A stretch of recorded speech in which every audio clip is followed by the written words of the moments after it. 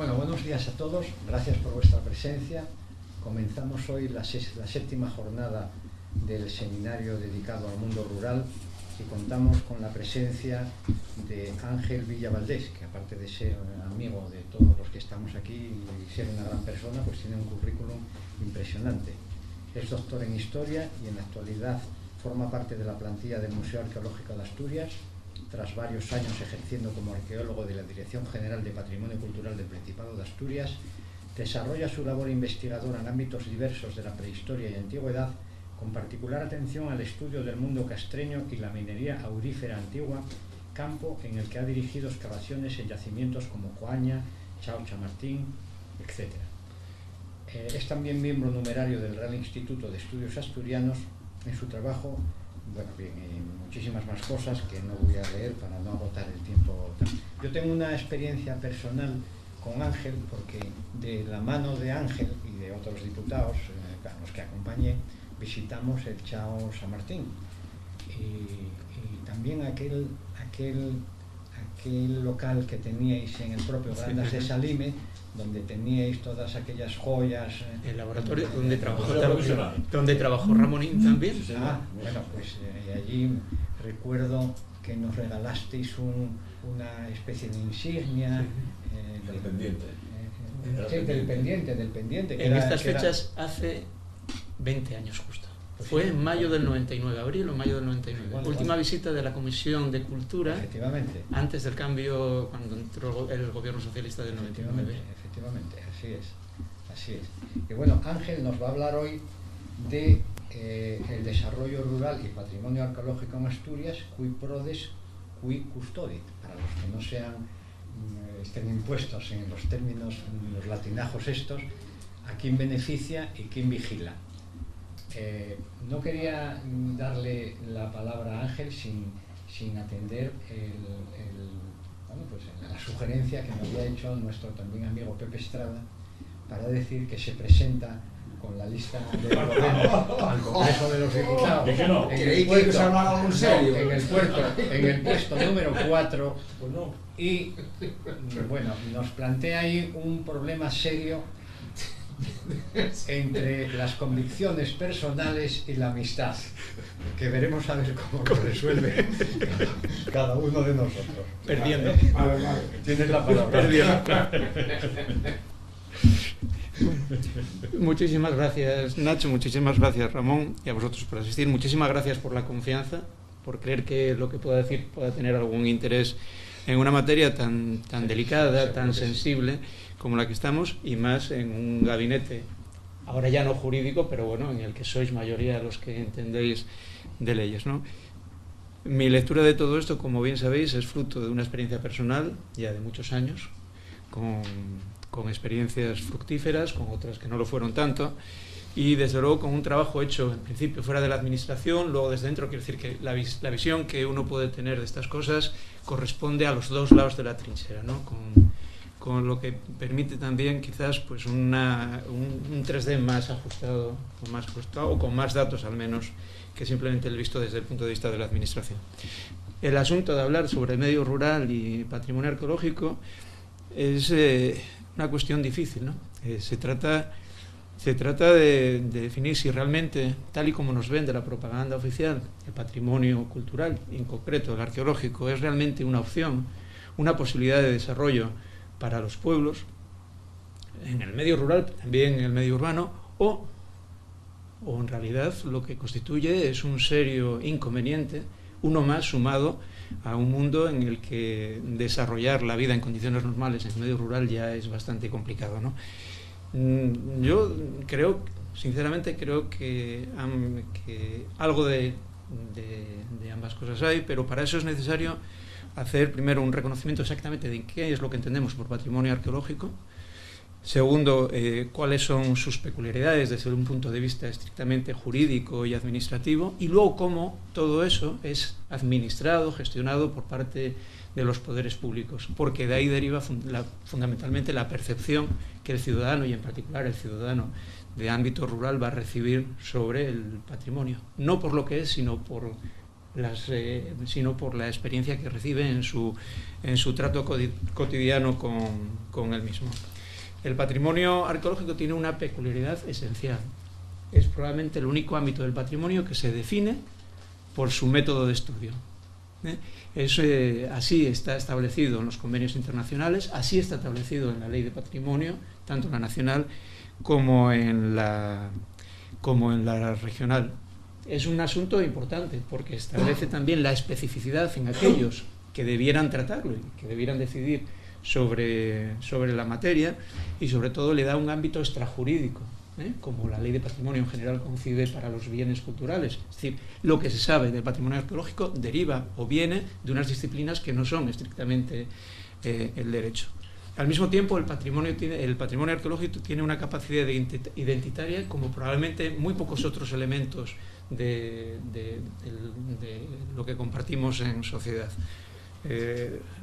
Son símbolos utilizados en unas ocasiones de forma perversa, en otras formas muy práctica, para concienciar a la sociedad, para concienciar a los pueblos, para concienciar acerca de una realidad que en unas ocasiones se propone como oposición al otro, en otros casos simplemente como posibilidades de mejora o de desarrollo, ¿no?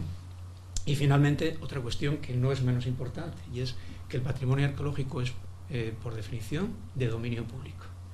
Algo muy delicado, algo que deriva de la teoría de bienes culturales, que al final lo que hace es, en pos de preservar su conservación y el disfrute público, establecer por defecto esa definición. Otra cuestión es que luego la administración eso lo utilice algunas veces de una forma relativa, otras veces de forma absolutamente contradictoria. Es como la tripa de Jorge, unas veces se ensancha, otras veces se encoge, para unos es de una forma y para otros la aplicación suele ser de otra.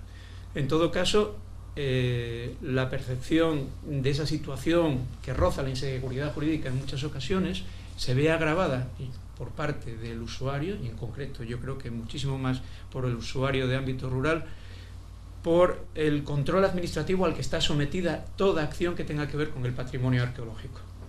El patrimonio arqueológico, cualquier actividad arqueológica requiere de una autorización administrativa. Eso significa ya un proceso burocrático largo que choca además con una administración de la que luego hablaremos, que probablemente no sea la más adecuada para gestionar de forma ágil y con criterios sólidos y objetivos, al menos aplicables siempre y en cualquier circunstancia al ciudadano, ¿no?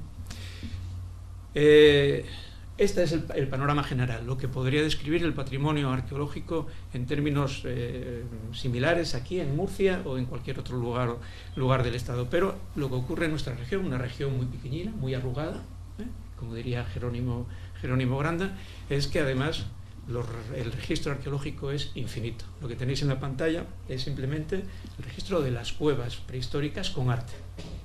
Si a esto sumásemos los lugares en los que hay cuevas con industria y estaciones al aire libre de época paleolítica, los puntos se sumarían por millares en esta superficie que no es superior a los 10.000 metros cuadrados.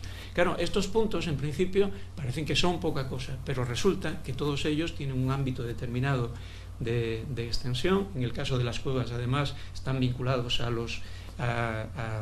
las corrientes kársticas y, por lo tanto, imponen limitaciones en el uso y en el dominio a espacios que están relativamente alejados de ese punto en el que se encuentran, por ejemplo, las pinturas, los lugares por los que drenan los purines, por donde se cuelan las raíces de los eucaliptos, etcétera, etcétera. Es decir, afecta a un espacio mucho más amplio.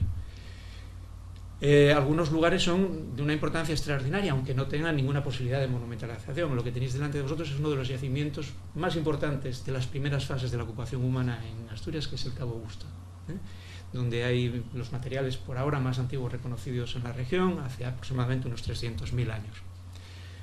Y otros ya mucho más familiares para todos, como son las cuevas con arte rupestre. Tenéis en la imagen la de la Covacilla, quizás una de las representaciones más increíblemente frescas de las que conservamos en nuestras paredes.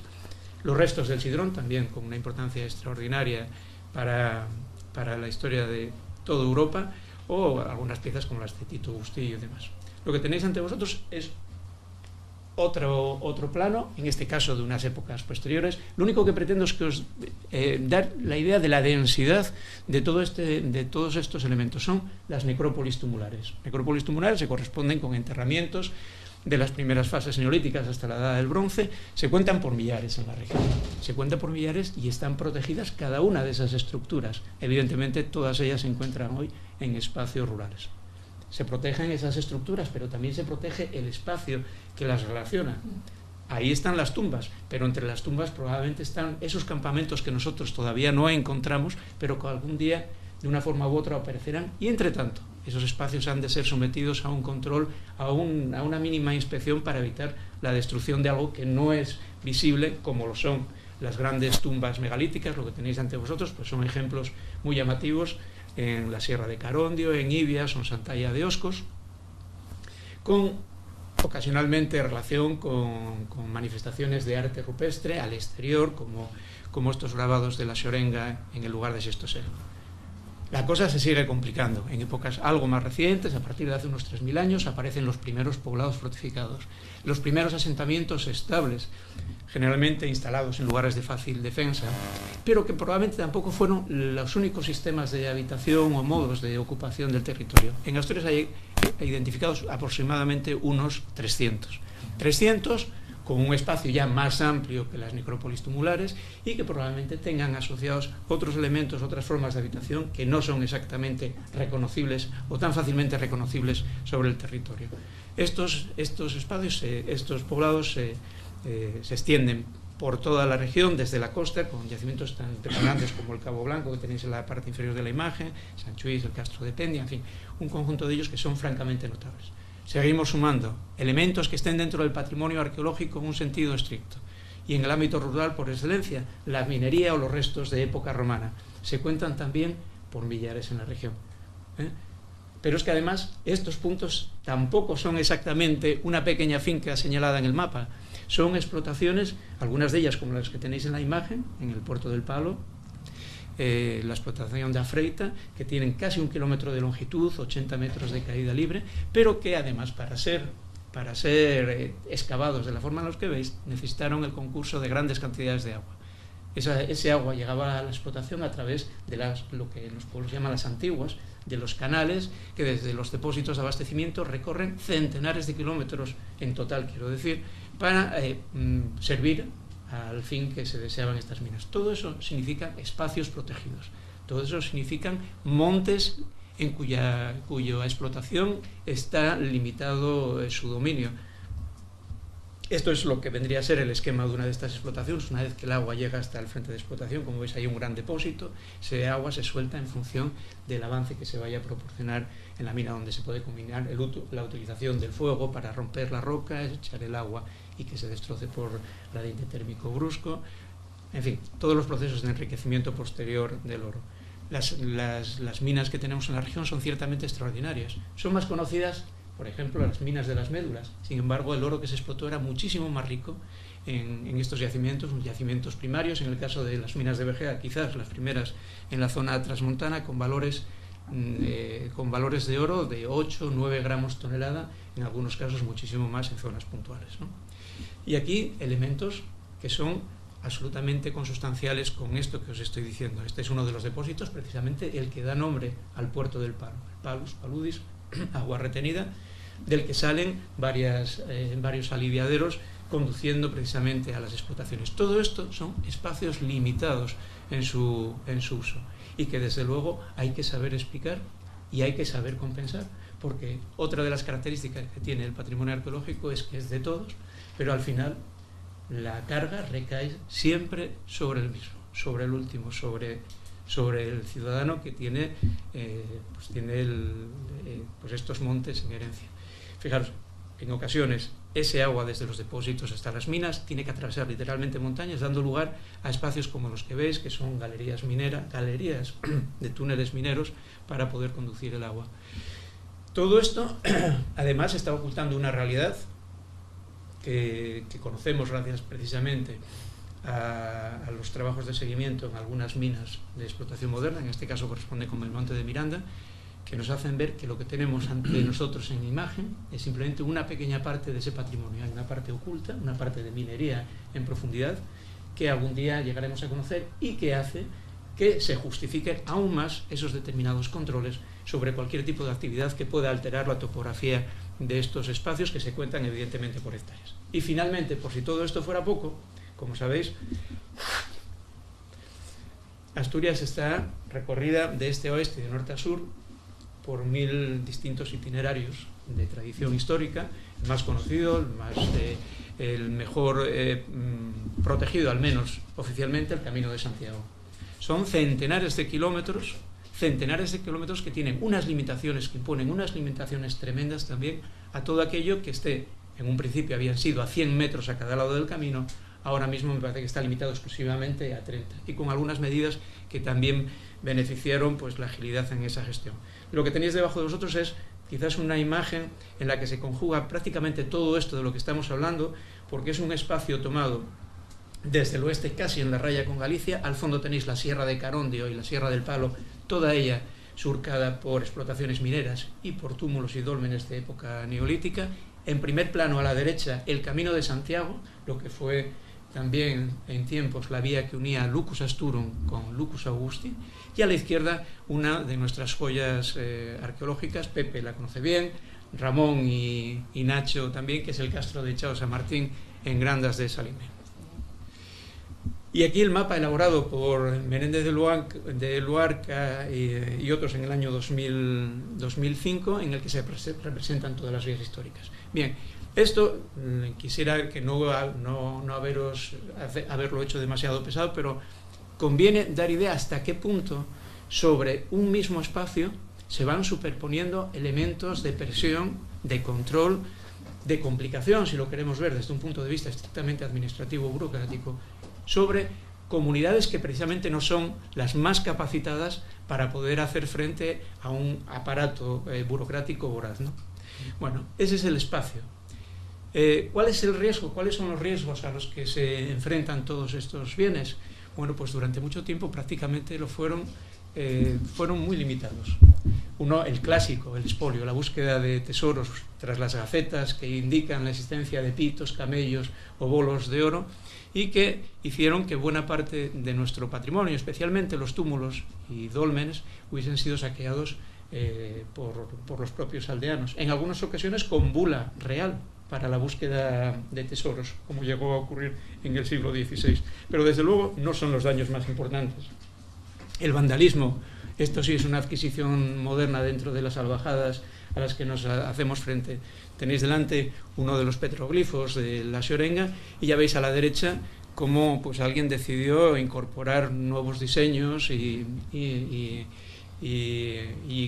implementar, ¿no?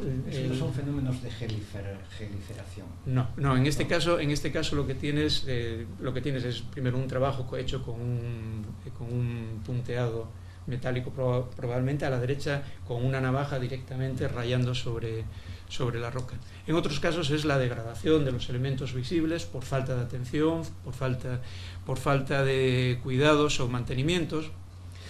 Y un elemento absolutamente nuevo en nuestra región, más común hasta estos tiempos en las zonas meridionales, Levante y Extremadura, que son los detectoristas, la gente que trabaja con detector de metales.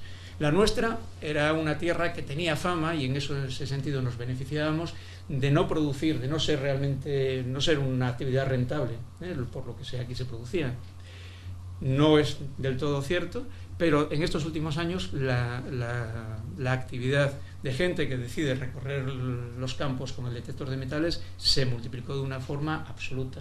Y nuestra legislación, aplicada de una forma, como os decía, a veces un tanto indolente, en otras ocasiones mirando hacia otros lados, en otros casos de forma absolutamente contradictoria, en realidad no está siendo consciente de cuáles pueden ser las consecuencias de una actividad que va a más y cuyos resultados nosotros no conocemos.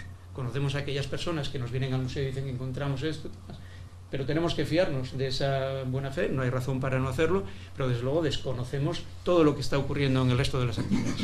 No obstante, donde realmente está el daño sobre este patrimonio, y ahí es donde chocas directamente con la actividad antrópica, es en los usos del suelo, como es natural. Lo que tenéis en la imagen es un viejo túmulo desmontado sencillamente porque era la forma más fácil de proveerse de tierra.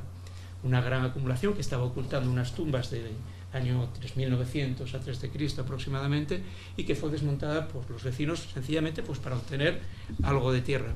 Pero no suele ser la iniciativa particular la que más daño hace.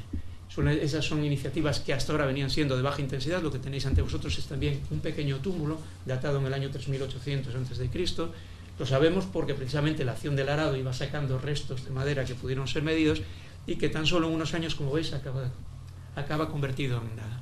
Estos son actividades tradicionales que, mientras que la mecanización de todos estos territorios fue relativamente débil, pues ocasionaba unos daños limitados. Eso empezó a cambiar desde unos años para acá. La explotación masiva de los montes hacen que, por ejemplo, ese pequeño túmulo situado en el Cordal de Verducedo, como veis, esté prácticamente rodeado de viejas pistas y demás. Basta el despiste de un carrocero, basta el despiste de una pala para que lo que llevaba ahí 5.000 años de pronto desaparezca, ¿no? Esa es una de las tareas importantes de la administración, y es ahí donde entra un trabajo fundamental. ¿De dónde derivan los mayores daños que hasta ahora venimos identificando en el patrimonio? La descoordinación de los aparatos administrativos. A pesar de tener un inventario relativamente completo y de calidad, en unos sitios de mejor factura, en otros de menor, los daños que estamos percibiendo son fundamentalmente la acción de los propios poderes públicos o actividades autorizadas por los poderes públicos. Aperturas de pista, por ejemplo, esta tumba monumental que hay en la divisoria entre Vilanova de Oscos y Taramundi, cortando un túmulo. La destrucción de estas murallas, como veis, estaban prácticamente intactas, con una entidad del copón en lugar de Folgosa. Esto es del año 88, del año 88, o sea que ya llovió, ¿no? O cosas que poco a poco y ante el absoluto desinterés de quienes deberían prestar atención a esto, casos como esto que tenéis ante vosotros. Es uno de los castros más llamativos de nuestra costa occidental. Es el Castro del Esteiro, también conocido castro al lado de la playa de la Palome, en Tapia de Casariego. Como veis, es un espacio que está rodeado por esas líneas oscuras que son en realidad fosos con unas enormes dimensiones, una profundidad y con unos parapetos que las hacen monumentales, reconocibles, por lo tanto también potencialmente disfrutables sin necesidad de ser excavados, que en muy pocos años queda reducido esto. Así pues, si cosas como estas que tenemos con carácter monumental, a pesar de todo y de estar inventariados, van poco a poco desapareciendo por una acción vinculada directamente con el uso y la explotación de esos territorios, imaginaos que no puede pasar con cosas tan sencillas como esta que vemos, de las que no tenemos noticia ninguna, salvo que la casualidad, el seguimiento de las obras y demás nos lo permita. Esto podría ser un poblado, por ejemplo, de los constructores de los primeros dólmenes. Los resquicios que estos elementos dejan sobre el terreno son prácticamente inapreciables, salvo que tengas el ojo muy educado y tengas la suerte de dar con el lugar exacto en el que se realizaron. Sus huellas en el terreno son pequeños hoyos donde se clavaban los postes que soportaban las estructuras, los canales de desagüe para evitar la anegación de los espacios de habitación, algunos restos cerámicos, ¿no? Todo esto, como podéis imaginaros, no deja ningún resto en la superficie. Bueno, pues hasta aquí cuál es la implantación, el tipo de elementos que estamos protegiendo y cuáles son los riesgos a los que se enfrentan. ¿Cuáles son los instrumentos con los que contamos para poder hacer frente a esa posible destrucción o a esos riesgos de destrucción? Pues realmente nuestros instrumentos jurídicos son buenos, con independencia de toda la tradición anterior, que en nuestro caso en actividades arqueológicas es muy notable, aunque sea muy poco conocida, con la Ley de Excavaciones Arqueológicas del 11, el Reglamento del 26, etcétera, etcétera. La Constitución española, en términos culturales, supuso un cambio trascendental, y la Ley de Patrimonio Cultural, la Ley de Patrimonio Histórico del año 85 vino a constitucionalizar esos derechos culturales en términos patrimoniales y en concreto en los arqueológicos. Una ley, según dicen los de vuestro oficio, técnicamente muy buena, debía resolver asuntos complejos por la materia tratada y también por la atomización o la fragmentación de un estado autonómico, pero que supuso la consagración de la acción positiva de los poderes públicos, esencial en este campo en el que estamos, y también la condición de dominio público de los bienes arqueológicos.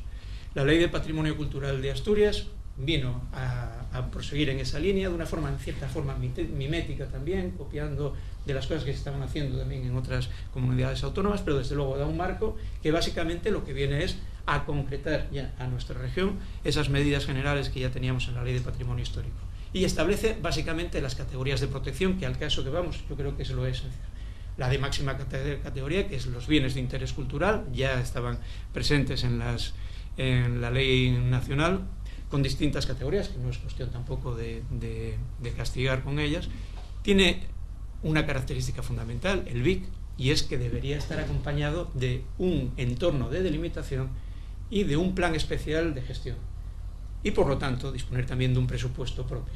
Sin embargo, aquí la Administración acostumbra a declarar BIC continuamente, a hacer una especie de carrera a ver quién es el que consigue mayores declaraciones, pero al final no se dotan de todo aquello que hace que esa realidad sea operativa y sea factible, que esa decisión de proteger esto porque es especial realmente sea factible. Si no hay dinero, si no hay presupuesto, si no hay un plan que lo gestione, sigue siendo exactamente lo mismo, al albur de las mismas cosas que ocurrían estando sencillamente en el inventario. Con esta ley en marcha, nosotros conocimos aquí en Oviedo la desaparición, por ejemplo, del castro de Yagú.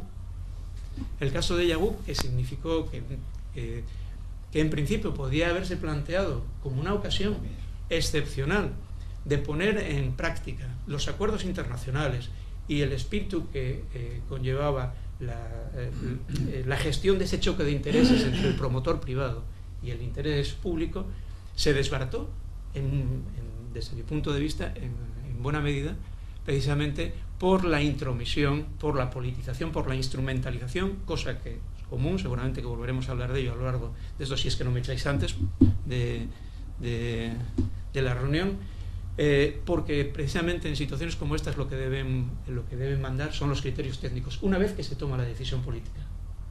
Hay unos intereses enfrentados, tenemos unos instrumentos para resolverlo en esta dirección o en esta. ¿Por cuál optamos? Si optamos por la de la conservación, hacemos frente a las indemnizaciones y el lugar se conserva. Pero si decidimos que el interés común aconseja tirar por esta otra línea, lo que hay que hacer es convertir eso, lo que eran restos patrimoniales, en elementos documentales y arqueológicos que puedan ser estudiados e incorporarse al conocimiento común. En fin, no fue así. El castro de Yagú desapareció. Pero permíteme una observación. Yo fui con la comisión con la consejera de Cultura y 3 diputados a visitar la obra de demolición porque estaban llegando ya él y nos echaron a piedrazos los obreros. Sí, bueno, esa es una de nuestras habilidades, el conseguir convertir lo que es un problema de gestión en un problema de enfrentamiento entre el patrimonio y los puestos de trabajo, ¿no? Ese era el tema ahí. Y como la indemnización era brutal. La indemnización era grande. En todo caso, yo creo que nunca hubo en Asturias un asunto de orden patrimonial que llevase tantas páginas en los periódicos, jamás. Y sin embargo, una vez pasada esa fase, porque hay que recordar, esto es un pequeño inciso, pero es que es esencial para entender lo que ocurrió en Yagú. En Yagú, la administración ya tenía preparado un plan en el año 90, en el verano del 94, para a 3 turnos trabajar de arqueólogos, investigadores y demás, y que el castro pudiera ser en 6 meses excavado. A los 3 meses ya iba a ser compatible con la cantera. Resulta que, ¿sabéis lo que ocurrió? En junio del 95 hay un cambio de gobierno. Entra el PP y entonces aquellos que estando formando parte de esa comisión estaban dando el visto bueno a ese proceso de destrucción se encuentran con una administración que empieza a hacer tambalear determinadas posiciones de privilegio y situaciones extrañas dentro de la administración, incluida la convocatoria, por ejemplo, por primera vez de una plaza de arqueólogo libre, en libre concurrencia. ¿Y qué es lo que ocurre? Que entonces, de pronto, todo lo que era correcto, de acuerdo a los cánones internacionales y procedimientos, se echa atrás como una forma de desestabilización, digo yo, que podría ser interpretado así, no porque lo diga yo. Y se organiza lo que se organiza entre los años 96, especialmente el 97, 98 y el 99. ¿Sabéis lo que ocurrió? Que en el 2000 se pone en marcha la excavación integral del castro.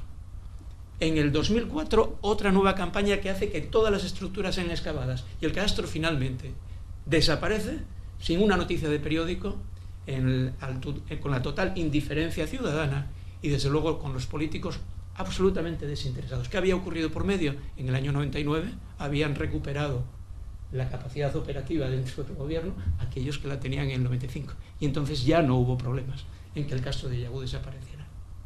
Eso tiene muchas lecturas. Yo no me atrevo a decirlo porque ya no tengo ganas de más líos, pero es evidente que ese cambio de actitud no fue casual y desde luego tiene va siguiendo unos plazos pues, que coinciden con otros acontecimientos importantes para la región, ¿no? En 2005 el Castro de Yagú desaparece. ¿No hay informes? Los informes fueron todos negativos. Nunca se aprobó con un informe favorable técnico de la consejería. Sin embargo, los informes de la investigación, es decir, que fue explotado. Hay memoria, hay unas memorias, algunas son excelentes, otras en fin, son de distinta calidad. Hay documentación, evidentemente todo eso se hizo excavando durante meses y meses. Se estuvo excavando. El caso es que finalmente el Castro desapareció. Bueno, esa percepción de conflicto, en este caso de un promotor minero, es que viene exactamente al caso como... es la percepción que finalmente acaba llegando al usuario, al ciudadano que ve en conflicto sus intereses, su capacidad de dominio por unas servidumbres impuestas por algo que se dice que es de todos, pero que va a correr bajo las espaldas o sobre las espaldas de uno mismo. Ocurre lo mismo con los grandes proyectos de señalización y de puesta en valor de los yacimientos, generalmente anunciados a bombo y platillo. ¿Qué es lo que ocurre? Cuando hay tiempo de bonanza, los millones entran, los millones quedan en manos de empresas asesoras, en manos de despachos de arquitectos que hacen los proyectos que corresponde hacer, de las empresas de producción de cartelería. Todo esto se instala y pasado el tiempo nos encontramos con cosas como las que tenéis en la imagen, que es el absoluto abandono de esa señalización, es decir, la percepción que también tiene el ciudadano de que los elementos patrimoniales en realidad, bueno, son señales que se ponen sobre el territorio, pero sobre las que poca o nadie va a prestar mayor atención en el futuro. Tiene además otra carga importante, y es que la imagen institucional que produce en cualquier visitante cuando llega y se encuentra cosas como las que tenéis en la imagen es terrible. Carteles degradados, carteles tirados unos al lado del otro, con información a veces difícil de interpretar, en otras ocasiones directamente absolutamente ilegible. Es decir, todo eso lo que hace es que la percepción del individuo, de los individuos que tienen que convivir cotidianamente con todo esto, es que en realidad no, esa materia solamente sirve para crearles problemas. Cuando sabemos precisamente que la gestión adecuada de estos problemas, conflictos como los que vimos ahí en el caso de Yagú, pueden ser resueltos de forma muy satisfactoria si se deja trabajar exclusivamente a los técnicos y con un criterio científico. La imagen que tenéis ante vosotros es lo que ocurrió en las minas de Belmonte de Miranda, donde alguien toma la decisión de dar el visto bueno a la reexplotación o la apertura después de 2000 años de cierre de las minas de oro. Es una cuestión a debatir si ese es el modelo de desarrollo que desea una región o no, pero una vez que eso se pone en marcha, entonces entra el trabajo arqueológico, que puede consistir, si lo haces bien, en un trabajo de redefinición, de autopsia de un yacimiento del que vas a obtener una información, además con unos medios que generalmente con los que no puedes trabajar cuando estás trabajando en proyectos de investigación sencillamente. En el caso de Belmonte de Miranda supuso la apertura a un horizonte de conocimiento sobre la minería de época romana y de la Edad del Hierro como hasta entonces no habíamos tenido. No es cosa de desarrollar más este asunto, pero sus resultados fueron realmente extraordinarios y sin un solo coste para el erario público, en este caso. Bueno, ¿cuáles son las soluciones que se pueden aplicar, que pueden hacer que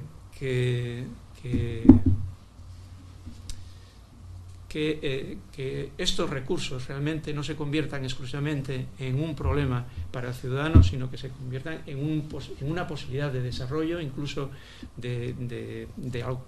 con alguna repercusión económica sobre todos estos bienes? Pues pasa por varias cosas. Lo primero es la planificación.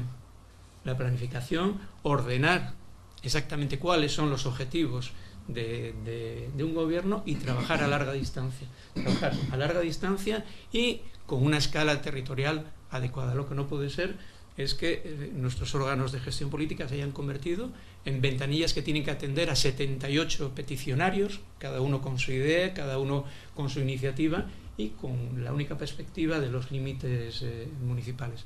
Los trabajos a gran escala de carácter comarcal dieron muy buenos resultados en este territorio y desde luego no fueron los más caros ni muchísimo menos. Lo que tenéis en la imagen representa algo que a mí me tocó trabajar muy de cerca, que fue el primer plan arqueológico director que se hizo en nuestra región. Comprendía los territorios entre el Navia y el Eo y lo que pretendía era, con muy pocos recursos, sencillamente intentar poner en valor, hacer visibles e integrando a la población local en esos trabajos elementos existentes en ese territorio y que se caracterizaban por ser elementos monumentales, por ser fácilmente visibles y muchos de ellos además una larga tradición historiográfica. Jugábamos con una ventaja, como creo que juega el resto de la Asturias rural. Es la parte positiva, la cara buena de una historia de abandono, de desprecio, de despoblación. Todo eso deja, en el particular en el occidente de Asturias y en otras regiones, en otras zonas de la región, un paisaje cultural íntegro, con unas tradiciones que siguen todavía vivas, con un patrimonio etnográfico de calidad, con una lengua que sigue siendo algo más que un instrumento también político, que sigue siendo hoy todavía instrumento de comunicación.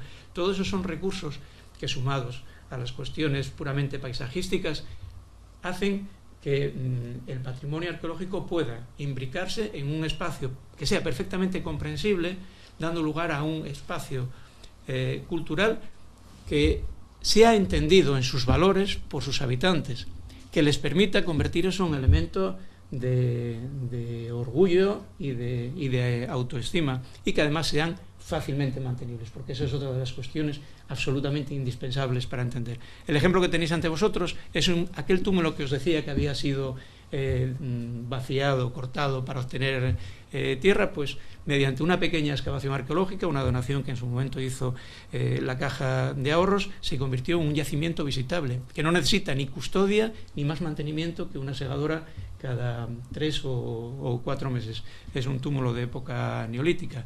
Yacimientos como este que tenéis en la imagen, es el Castelón de Illano, un castro. Nunca fue excavado, pero como podéis ver, no necesita ningún elemento añadido para ser comprendido perfectamente por el visitante. En estos lugares, las tareas de mantenimiento y de custodia las hacían los propios propietarios. Lo hacían los propietarios sencillamente con la colaboración, las indicaciones de la administración regional. Ocurrió lo mismo en este lugar también extraordinario, que es el Castro de Cabo Blanco. Esto que estáis viendo es uno de los fosos defensivos. De aquí salieron 200 camiones de basura.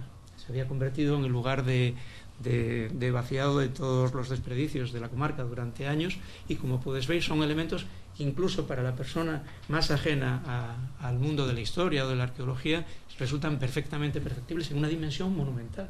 Estas imágenes puestas en cualquier otro lugar podrían ser situadas perfectamente en Irlanda, Normandía, Bretaña, lo que fuera, y desde luego con yacimientos que son emblemáticos para Asturias, pero lo son también para todos los estudios que tengan que ver, por ejemplo, con la Edad del Hierro. Es el caso del Castro de Coaña, paradigma iconográfico de lo que es un poblado fortificado durante la Edad del Hierro, gracias precisamente también al prestigio de los que trabajaron ahí. Porque es la investigación la que, en contra de lo que generalmente se piensa, suele sumar elementos de innovación, tienen una enorme capacidad atractiva. Seguir hablando del paisaje, de la gastronomía y del patrimonio cultural en general no nos diferencia ni de Murcia, ni de Cataluña, ni de Extremadura.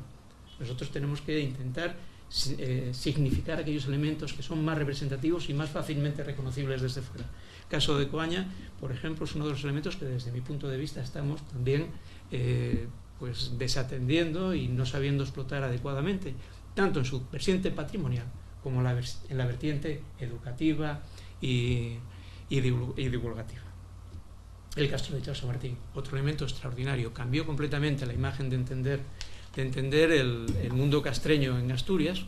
Hoy en día dispone de un pequeño museo, pero también la actividad del grupo de arqueólogos durante más de 20 años en el lugar también cambió la percepción que los vecinos tenían de esos individuos que al principio se veían como gente extraña que simplemente venía a estropear unas fincas que hasta entonces producían patacas y que desde entonces lo único que hacían era sacar piedras.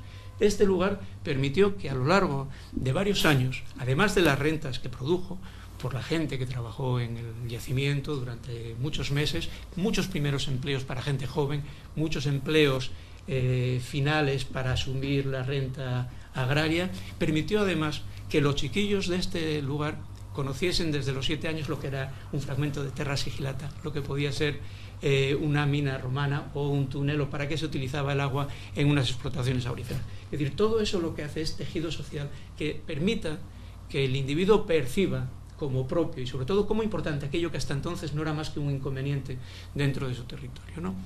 Estos son elementos muy llamativos de este mismo castro, y aquí un pequeño esquema que evidentemente con el que no os voy a aburrir, pero de lo que se trata es de vertebrar esa acción pública, la acción de los poderes públicos, no imponiendo, sino haciendo que el camino quede más fácil, sea más sencillo para aquellos que tienen que convivir con el patrimonio. Pero claro, entramos en un problema serio, y esta es la parte que no debería contar, o que debería ser más prudente, ¿no? Para que todo esto salga adelante necesitamos una administración cualificada, necesitamos una administración con criterio y sobre todo necesitamos una administración libre. Y hoy por hoy eso es lo que no se da en el espacio administrativo en el que estamos trabajando. En el caso de la Consejería de Cultura, no es que no haya etnógrafos, no es que no haya historiadores del arte, que ya es bastante decir cuando todos los días estáis tratando asuntos en esa materia. La cuestión está en que los departamentos están hechos en un tiempo en el que la administración era otra, empezaba a crearse. Hoy la Consejería de Cultura queda subsumida en la gestión oceánica de la Consejería de Educación, que es realmente donde están los conflictos de orden laboral, el dinero, en fin, y facetas que involucran a muchísima gente. En el caso del patrimonio cultural, eso queda prácticamente desaparecido dentro de lo que es la gestión cotidiana de esa consejería. Además, con varios problemas serios. Uno, la interinidad. Dentro de la consejería del departamento dedicado de patrimonio cultural, la consejería domina las personas con cargos interinos. Segundo, la especificidad en la formación para gestionar esos elementos sobre los que vas a tratar. Prácticamente no existe. Con una formación o una oposición específica para tratar estos temas son los 2 documentalistas que trabajan en la consejería y los 2 arqueólogos que en estos momentos son de plantilla, el resto son interinos. Son los únicos que han pasado una oposición específica para tratar temas de asuntos culturales y que pueden llegar a conocer por qué este vaso debe estar en el museo y por qué este otro puede ir tranquilamente al contenedor de basura. Parece una tontería, pero son esos valores los que diferencian un objeto que es patrimonio de otro que es un elemento simplemente de uso. Es una cuestión esencial. Sin embargo, como sabéis, pues pasa prácticamente desapercibida y ocasiona los problemas que ocasiona. En el primer apartado os puse unas imágenes más o menos expresivas, espero que sí, de cuál es el grado de implantación sobre el territorio de los bienes arqueológicos, la cantidad de problemas potenciales que tenemos que resolver. Bien, la arqueología hoy no es ni tan siquiera una sección administrativa, no digo ya una jefatura de servicio, no existe como tal. Los arqueólogos que estamos en la Consejería de Cultura, bien en el museo, bien tal, somos puestos base que dependemos de un jefe de sección, un jefe de museo, que poco o nada tiene que ver con la materia en la que nos toca gestionar. ¿Qué significa eso? Que cualquier criterio técnico, salvo que tengas la habilidad para hacerte oír o para que te quieran, desde luego no es la gracia que me adorna a mí, pues tu capacidad de influencia o de opinión queda limitada a tu mesa, a tu silla y al papel que vas a entregar al jefe superior. A mí eso me produce una enorme frustración, entre otras cosas porque nuestro patrimonio es una caja de oportunidades infinita. Allí donde toques está todo por hacer, lo sabéis. Lo mismo de tocar un poblado, una fortificación medieval en Castrillón, tocar un castro en el occidente de Asturias, una cueva con arte en el oriente de la región, o unas pinturas rupestres en Somiedo o en Teverga. Todo está por hacer, pero necesitamos gente especializada, gente con capacitación, para además ser capaz de resolver problemas. Muchas de estas cuestiones que se nos plantean como elementos de conflicto podrían resolverse de una forma satisfactoria para todas las partes si fueran tratadas de forma sensata. Tenemos a la vista un problema probablemente serio que ocurra en Castropol, por lo que leímos en la prensa. La aparición por primera vez en Castropol, el que siempre se sospechó que pudiera ser un castro en la antigüedad, de los horizontes de la Edad del Hierro. Bueno, pues ahora la lectura que se hace es que las cosas se dicen a medias para evitar el conflicto con el promotor, los arqueólogos y demás, cuando este tipo de problemas afrontados de forma seria, de forma contundente, de forma coherente, lo que hacen es resolverlo a gusto de todas las partes, sin duda ninguna, ¿no? Pero ¿quiénes son los órganos que han de decidir sobre todas estas cosas? Pues uno esencial, el Consejo de Patrimonio Cultural de Asturias, con su comisión permanente. ¿Quiénes componen estos órganos? Pues tú lo sabes perfectamente, Nacho. Son órganos en los que están algunos de esos técnicos interinos, pero luego el resto, la mayoría de las personas que van a votar allí son personas de designación directa y por delegación de una institución o de un organismo político. Por lo tanto, el peso técnico que van a tener el peso que los argumentos técnicos van a tener en esos órganos de deliberación van a ser siempre limitados. Pero ya no solo eso, sino que además, como bien sabe Nacho, que participan algunos de ellos, lo que caracteriza a falta de criterios, a falta de formación específica, es la arbitrariedad.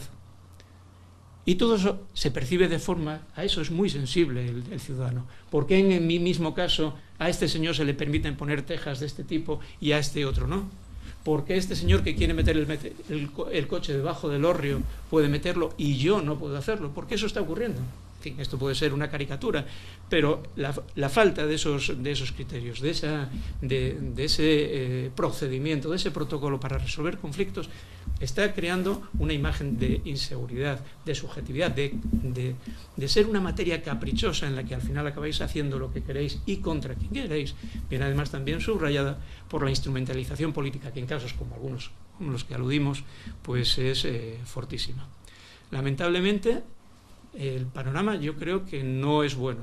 No es bueno porque la voracidad de los políticos sigue siendo enorme para meterse en los niveles mínimos de decisión, en los niveles inferiores de decisión.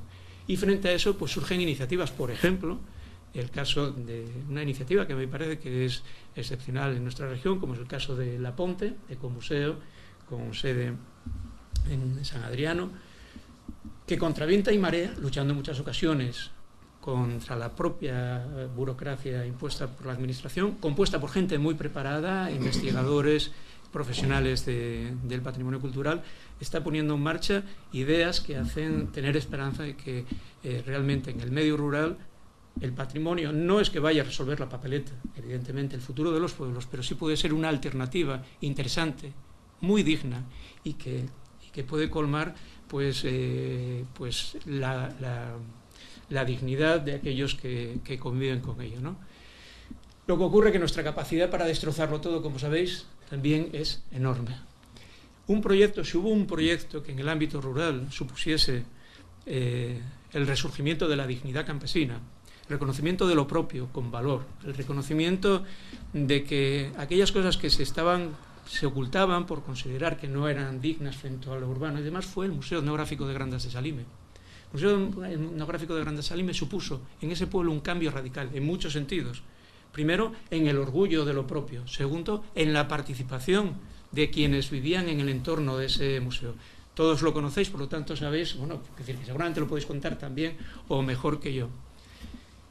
Y cuando el milagro se había conseguido, cuando un pueblo en el remoto occidente de nuestra región, más allá, por el que no se pasaba, porque el Camino de Santiago estaba por inventar como patrimonio turístico, pasaban 23.000 personas al año, lo echamos por la borda. La asociación más potente de amigos que disponía un museo en Asturias, con unas actividades continuas, una implicación popular, se echa por la borda. Nadie sabe exactamente con qué razón, desde luego no para mejorarlo, y con criterios estrictamente políticos, por no decir caprichosos, ¿no? Yo confío en que todo eso en algún momento pues pueda corregirse, sea reconocido el trabajo realizado ahí, el milagro que supuso para un espacio rural absolutamente periférico, que consiguió unas condiciones, unos estándares de calidad museístico y de implantación social como probablemente no hayamos tenido ningún otro en la región, y que hoy por hoy está seriamente amenazado. Como sabéis, el consorcio está en proceso de disolución por razones que nadie acaba de entender, y yo confío que se pueda resolver de una forma satisfactoria. Evidentemente no se podrán reparar determinados daños, algunos de ellos personales, yo creo que bastante injustos y serios, pero que, en fin, que pudiéramos aprender de esto para que ese error no se volviese a cometer.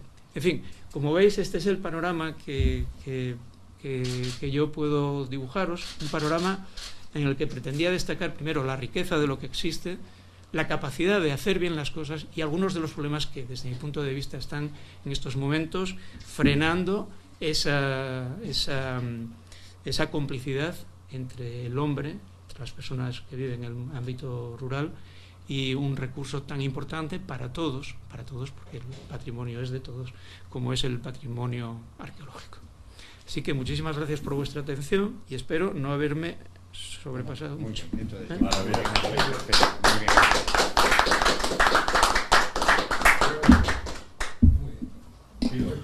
Yo también, yo pido. Que yo tengo que marchar ahora. Me puedo quedar todo el tiempo. Oye, dos, sí, eso, efectivamente, oye, más Oye, Ángel, vamos a ver, no solo de venir por aquí, ¿no? Uno de los problemas que tenemos aquí, que se habla mucho en Asturias, es el despoblamiento del mundo rural, la falta de gente joven, de todo.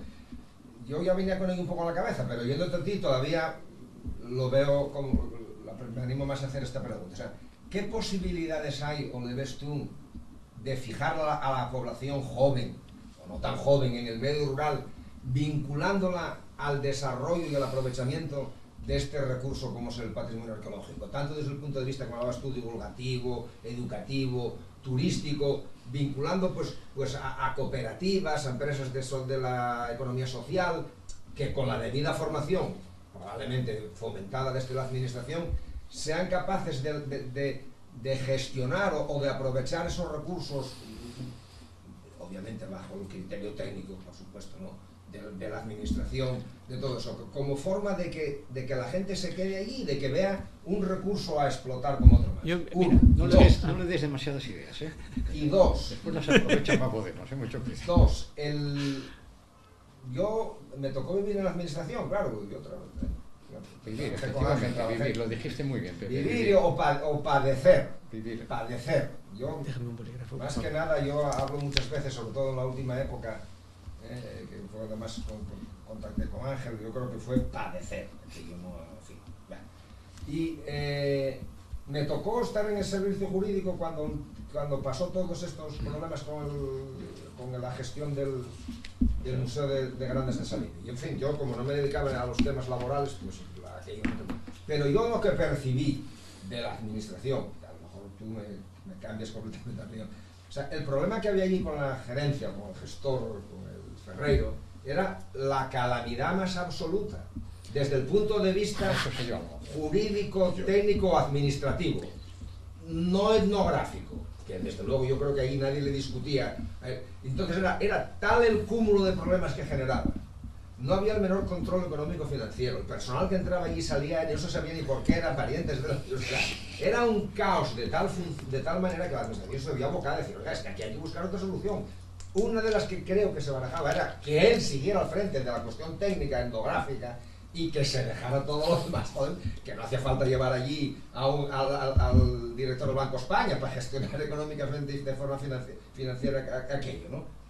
Y yo creo que eso fue el detonante para ver que había que acabar con aquello. Bueno, me interesa mucho más lo primero que esto. Bueno, yo creo que en esto último, hablar ahora sobre la leche derramada no lleva a ningún sitio, y sobre todo para gestión negligente de recursos económicos con varios ceros detrás, tenemos ejemplos de sobra, y no creo que unas nueces en un almacén o una compra directa en una tienda, porque eso hay que entenderlo. Son peores los fondos mineros. O las gallines en el museo. Bueno, pero las pitas. creo que, mineros. pero es que Es barato. con la que está cayendo a hablar de esto me parece desproporcionado, ¿no? Bueno, pero yendo a lo importante, dos aspectos. Yo vuelvo a lo mismo, no creo que el patrimonio, desde luego, sea la panacea, ni sea la solución para muchos de estos lugares, pero evidentemente es una opción más, porque aquí no se va a salvar con una sola empresa, no va a haber una Ensidesa para el occidente de Asturias o para el oriente o para la región en general.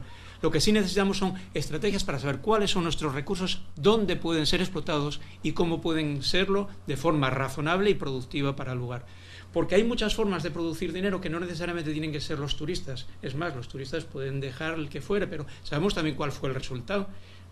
Ahora voy a derivar ligeramente, pero cuando salen los programas PRODER para la instalación de nuevas conversión de centros de núcleo rural y demás, a mí me recordó las expropiaciones del 36, ¿no?, de Mendizábal, en la que se hace para que esos territorios, esas tierras lleguen a manos que realmente las produzcan. ¿Y quiénes se quedaron con las subvenciones para arreglar su casa, sus apartamentos y demás? Gente muy próxima, si no en la misma administración, que recibieron esos dineros, convirtieron su casa en aquello que deseaban, pasaron los 5 años en los cuales pudieron o no explotar, y aquello se convirtió en una casa particular. Es decir, una forma de perversión, no voy a decir otra cosa, al menos de perversión de los objetivos iniciales fundamentales. Por lo tanto, las estrategias son esenciales. El patrimonio cultural puede ofrecer opciones que vayan más allá exclusivamente del turismo. A mí me parece que la innovación, la ciencia, el trabajo, el mantenimiento, son posibilidades que ya se explotaron, ya se exploraron y funcionaron. Pero luego hay otro que casi nadie toca, y es para que alguien se quede en la tierra, además de tener servicios, tiene que estar a gusto en su tierra. Y se habla de los servicios que ha de darse a la población, pero no se habla, por ejemplo, de cómo influye en la autoestima, en el deseo de estar en su propia tierra, la población docente en los lugares, en las zonas rurales. Hoy en día, muchos maestros, si tienen la oportunidad, van a dar clase a casa del demonio y vuelven a la ciudad que tengan más próxima. Si pueden ir de lunes a miércoles, procuran agrupar las clases para no estar los viernes. Evidentemente los fines de semana ni los vemos. De tal forma que se produce un hiato tremendo entre la realidad de aquellos chiquillos a los que estás educando y la realidad que está viviendo ese maestro. Por tanto, no puede transmitir ningún entusiasmo, no puede transmitir ningún conocimiento porque no los tiene. Contaba un profesor, a través de una amiga que trabajaba en Cangas del Narcea, que tenía un chiquillo allí que, en fin, que no era capaz de sacarlo adelante, que parecía un poco torpe, que estaba disperso y estas cosas, ¿no? Y por circunstancias, en una ocasión, fue a buscarlo a su casa. Y cuando llegó, quien lo recibió fue el chavalín. Abrió y la cuadra, le enseñó las vacas que tenía, le dijo lo que producía cada una de ellas, cuál era lo que estaban sembrando, lo que tenía. Y entonces este paisano se dio cuenta de que el que estaba fuera de sitio era él, que no acababa de entender qué era lo que realmente ocupaba a ese neno. Cuando estaba en clase, pues estaba pensando si había parido la vaca, si estaba lloviendo mucho, si resulta que iba a venir el retejador porque no sé qué. Bueno, si esa población docente, si esos docentes no se promueve su imbricación en el territorio en el que van a tener que dar clase, en el que van a tener que ser ejemplos para esos chiquillos y hacerles ver que lo que ellos tienen vale mucho, si no saben hablar su lengua, si no entienden lo que dicen, esos chiquillos evidentemente piensan que lo que tienen que hacer es lo que hace el maestro, que para eso ya el maestro y coger el coche y marchar en cuanto tenga oportunidad, ¿no? Entonces, yo creo que conseguir que la gente tenga unos servicios dignos, muy difícil, evidentemente. Tú, si vives en San Antolín de Ibias, pues probablemente no puedas tener un conservatorio a menos de hora y media o 2 horas de carretera, pero sí puedes hacer que esa vida sea digna, que sea reconfortante y que desde luego te proporcione esas otras cosas que también son indispensables para vivir. Dignidad y sensación de aproximación a unas condiciones razonablemente aceptables de vida, ¿no? En la que tienes unos problemas, pero probablemente tienes elementos, factores que son poderosos y tan reconfortantes como el que puede obtener un chiquillo en una ciudad, ¿no? Y ahí el papel, yo creo que de la población, de los docentes, es esencial. Favorecer que estén, que se imbriquen, que conozcan y en la medida de lo posible que tengan largas estancias, ¿no? Porque ahora está a los curas, los cambian cada 2 por 3 de parroquia. En fin, ellos sabrán, tienen 2000 años la oficina abierta, pero a mí parece que no lo están haciendo muy bien. Pero en el caso de los maestros a mí parece esencial. Con esas 2 medidas creo que, no digo que lo fueras a salvar, pero sería más fácil hacer que la gente se sintiese a gusto en su casa, en su propia tierra, identificándose con aquello que tiene en su entorno, ¿no? Quería poner de manifiesto la asistencia, que supongo que tú la conocerás, del mosaico de la villa romana de San Martín, en la Estaca, en Andayón, en las Regueras. Parece ser que esto se abrió y se descubrió hace poco, pero que nadie de la administración está dispuesto a nada. El ayuntamiento no quiere hacer nada, quiere taparlo. De forma que los vecinos estamos en contra de esa decisión municipal. Hemos constituido una asociación en la que está el arquitecto Juan Ramón Evia, ¿puede ser? Juan Ramón... Jorge Evia. No, Juan Ramón Muñiz. Ah, pero es arqueólogo, no arquitecto. Arqueólogo, sí. Dije nada, quería decir. ¿Y Sergio Ríos, puede ser? Sí. Con el objetivo de hacer un crowdfunding y conseguir 20.000 euros para seguir haciendo la excavación de ese mosaico. Nada más quería decir esto, a ver si tienes algo que decir o qué coño pasa aquí. Sí, tengo bastantes cosas que decir, pero en este caso, prescindiendo del mosaico de Andayón, que se conocía de su existencia, el patrimonio, como cualquier otra fuente que pueda proporcionar ingresos o formas de vida, está sujeto a los mismos avatares y a las mismas tentaciones que cualquier otro frente de negocio. En ocasiones, y no lo digo por este caso, pero ya se van dando varios en Asturias, hay personas que se dedican a ir como el vendedor de poción mágica por el oeste, con la camioneta, la chistera, y explicando que el bálsamo de Fierabras que lleva pues va a resolver todos los problemas. Hay que ser prudentes con ese tipo de iniciativas. No estoy hablando, repito, del caso de Andayón. ¿Y por qué? Pues porque los proyectos de intervención arqueológica tienen que tener cuerpo, tienen que ser fruto de una reflexión, tener asegurado unos métodos de trabajo, unos recursos y la solvencia científica. Esto no es como el que va a un río, encuentra unas pepitas de oro, hace la denuncia y se queda con la concesión. Es que no es así. ¿Por qué Gijón? ¿Por qué la Villa de Beranes? A pesar de ser pues una romanización, una manifestación romana modesta, porque es la nuestra, porque es el modelo de romanización que se implantó en estos territorios, está en estos momentos en todos los manuales de historia romana de España y también como referencia en muchos puntos de Europa. Pues sencillamente porque detrás de ese proyecto, aunque los elementos materiales sean modestos, el conocimiento que se produjo fue infinito. Detrás existía un proyecto, existían equipos de trabajo, existía una financiación de la que no dependían para su supervivencia quienes estaban involucrados en ese trabajo, y un reconocimiento profesional y científico de las personas que estaban en el mismo, de tal forma que ellos mismos se convertían en elementos de difusión al margen de las políticas municipales o de quien fuere. Por eso hay que estar atento a ese tipo de juegos, porque pudiera ser que detrás pues, de la puesta en valor, que te digo yo, pues el descubrimiento de una cueva y querer abrirla al público y demás, pues lo que tengas es la búsqueda de una persona, pues cobrar la entrada y sacar unos cuartos y demás.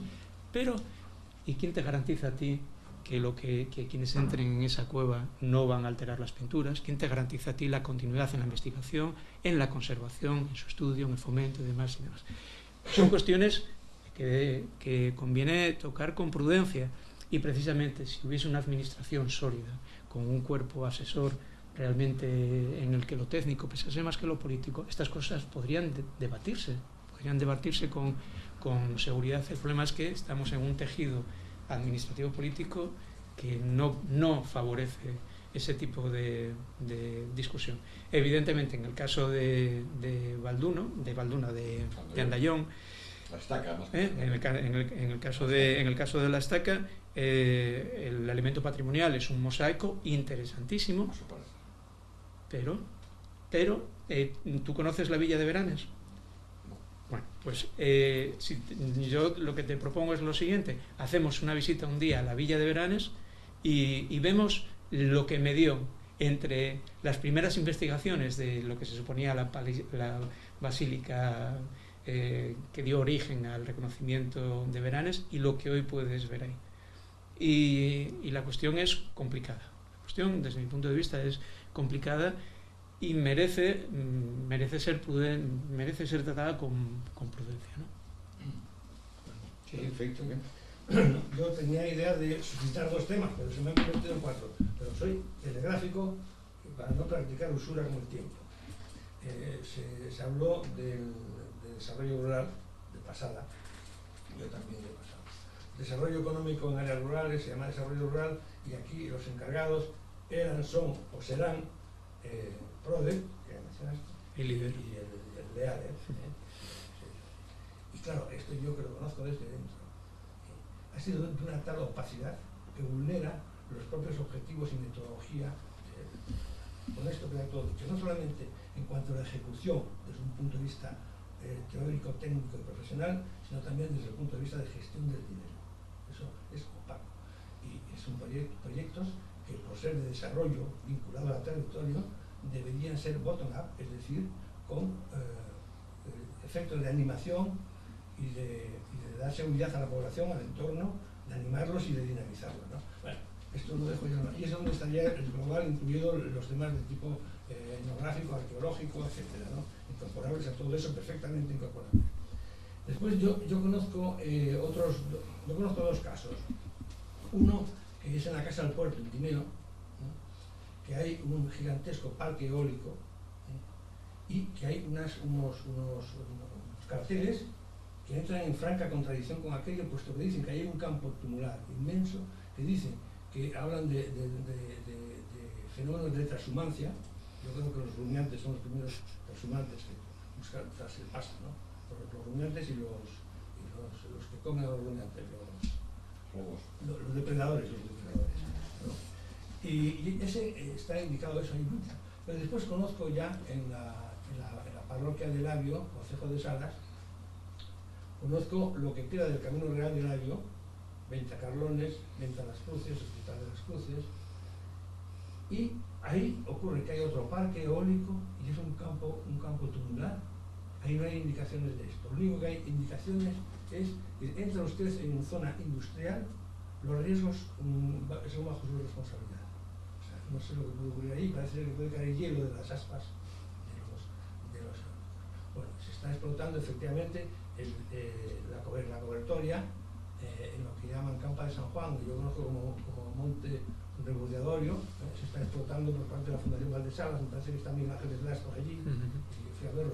Hay un dolmen aquí que ya conocíamos desde hace mucho tiempo de la zona, que fue saqueado, pero es que últimamente el camino, lo que es los restos del Camino Real del Labio, donde se nota no solamente el resto del empedrado, sino que se ve una explotación minera romana perfectamente a pie, con una cantidad de fuentes. En algún sitio tuvo que haber la laguna donde acumulaban el agua, y entonces ahí ahora están haciendo aquello, ya hasta allí ya lo alquitranaron, ya lo habían alquitranado, pero ahora, y hay responsables con nombres y apellidos, ahora, no sé en qué, mi médico de cabecera me recomendó que abandonase el tema. Están haciendo un camino para el beneficio de los ganaderos, que no hay ganaderos, de la Consejería de Agricultura, ¿no? Vi buena voluntad por parte de la persona con la cual hablé, pero es algo interminable. Es decir, el tejido social que hay es muy endeble para reclamar nada, ¿no? Además, ha habido grandes cortes culturales, es decir, no ha habido continuidad. Y en eso dentro de nuestro punto y termino, ¿no? Pepe Ferreiro, don José Naveras Escarlat, uno de sus proyectos, que no llegó creo que ni a formular, era entendiendo la innovación como una síntesis adaptativa eficiente, hacer una especie de escuela-taller para ver cómo la evolución tecnológica nos lleva desde el presente hacia atrás, cómo enlaza, ¿no? Cómo enlaza, ¿no? O sea, hay un continuo innovador. Las innovaciones son siempre adaptaciones al presente de conocimientos científicos acumulados ya desde los griegos. Y ya termino. Perfecto. Bueno, pero lo tuyo son reflexiones, no son preguntas. Lo someto a consideración de... ¿Algo que decir, Ángel? Sí, yo no soy experto en medio rural, pero es que estoy completamente de acuerdo con todo lo que dice Pepe. Vamos. Entonces yo tengo dos cuestiones. La primera, la arqueología no, o sea, ya no digo los arqueólogos, digo la arqueología no genera una cierta animadversión en la población en el sentido siguiente. Yo voy a construir una casa en mi parcela, aparece allí tal, lo tapo inmediatamente porque si no me veo envuelto en un problema brutal y... En el caso que acabo de contar, la dueña del Prado está interesada en que se trasplante. Bueno, bien, pero lo normal es que sea a la inversa. Es decir, ¿o no? No, digo sí, porque en el momento en el que presumes que puede haber un yacimiento arqueológico, te metes en una dinámica procedimental tan brutal que seguramente esa finca queda inmovilizada años. Bueno, el Colegio de Abogados estuvo pagado 2 años por eso. ¿Quién? El Colegio de Abogados. Es que estaba pensando en el Colegio de Abogados. 2 años parado porque aparecieron allí unas piedras muy valiosas. Bueno, ahora se ven bien, estamos de acuerdo, pero estuvo 2 años paralizado. Sí.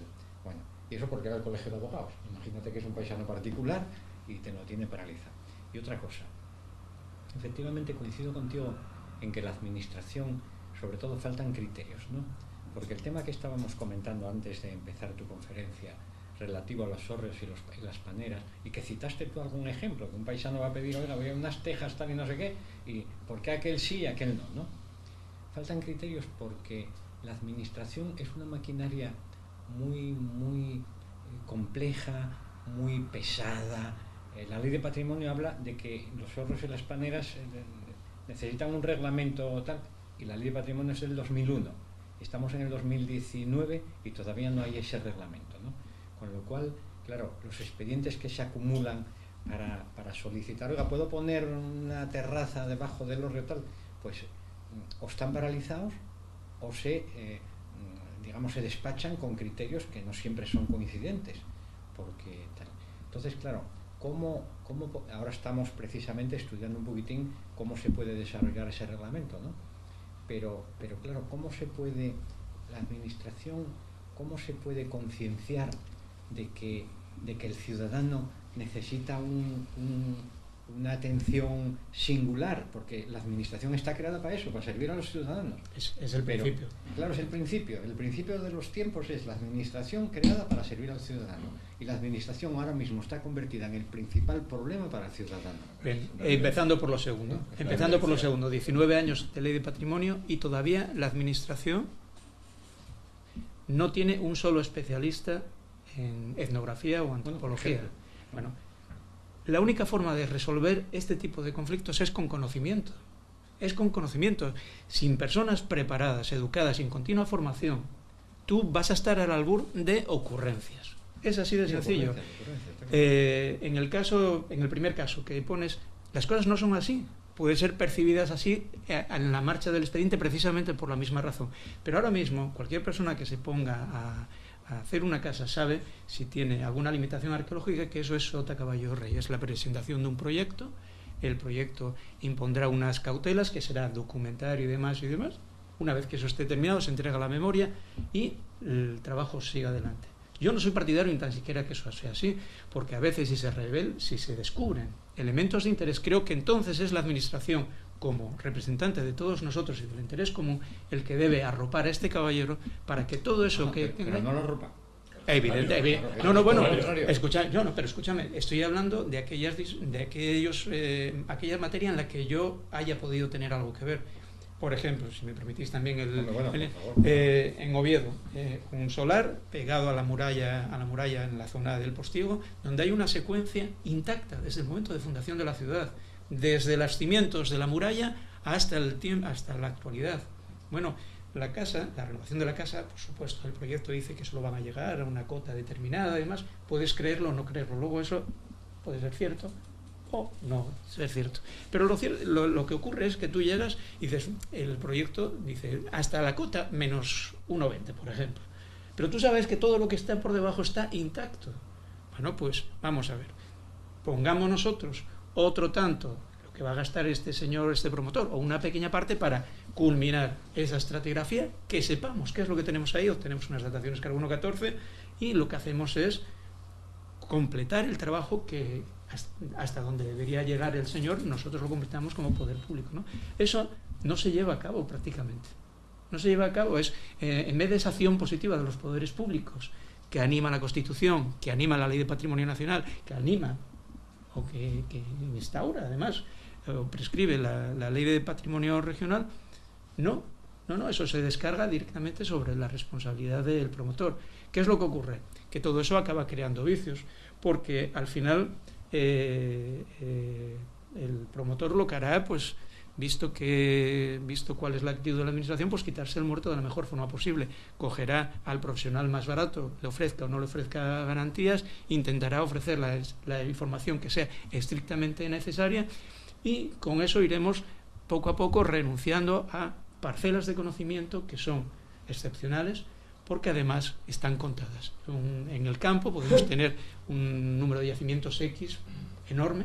En un casco histórico, una ciudad amurallada, como es el caso de Oviedo, un solar menos es un lugar menos absolutamente irrecuperable para el estudio y para el conocimiento. Cada vez que nos metemos en procedimientos ordinarios que no buscan convertir la actividad arqueológica en lo que en realidad debe ser, esa ficción entre arqueología de gestión y científica es absolutamente falaz, estamos perdiendo oportunidades. Estamos dilapidando la oportunidad de conocer, de colaborar y además de dar al ciudadano ejemplo de que realmente nuestro compromiso es con ese patrimonio. Ahora, ¿cómo se van complicando las cosas y demás? Pues ahí tiene mucho que ver, y es volver otra vez a lo mismo.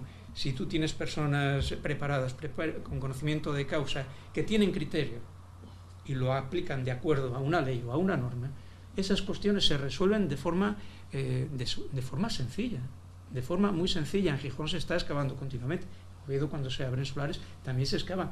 ¿Cuántos casos conoces que estén paralizados en estos momentos por una cuestión arqueológica?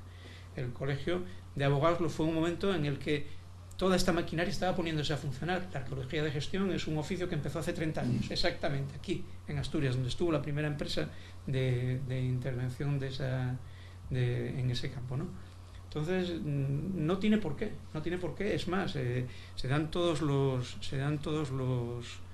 las condiciones para que estas cosas se pudieran resolver sin daño para el propietario y con una tendencia a mejorar la situación general. Entre ellas, por ejemplo, algo que nunca se llevó a cabo y que fue pedido en muchas ocasiones por las personas que trabajamos en la administración, es la existencia de un fondo anual X para la adquisición precisamente de esos espacios que hoy son de propiedad particular. Espacios que puedes comprar por una patarata, pero que el paisano no va a poder del que no va a poder sacar ningún provecho.